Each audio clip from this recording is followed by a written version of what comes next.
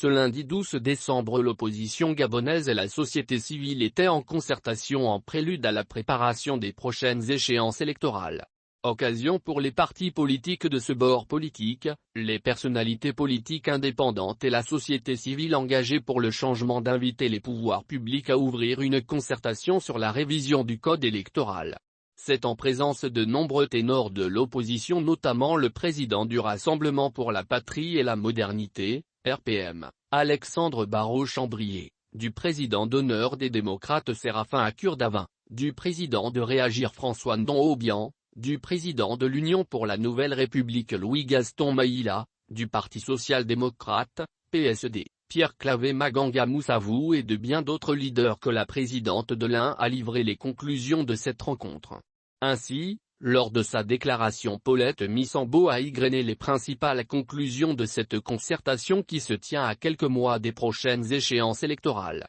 Une rencontre qui a permis d'évoquer les questions relatives au processus électoral doit être mieux appréhendée afin d'arriver à des élections libres et transparentes. Au nombre des exigences soulevées par l'opposition et la société civile, on peut citer entre autres la mise à disposition sans délai des cartes d'identité nationales avant le lancement du processus d'inscription sur les listes électorales. Par ailleurs, le gouvernement est appelé à déclencher le processus de renouvellement du Centre gabonais des élections. Enfin, les partis politiques de l'opposition, les personnalités politiques indépendantes et la société civile engagée pour le changement invitent l'exécutif et son gouvernement à lancer une large concertation de la classe politique pour la révision du code électoral conformément à l'engagement pris par le ministre de l'Intérieur, a lancé Paulette Missambo.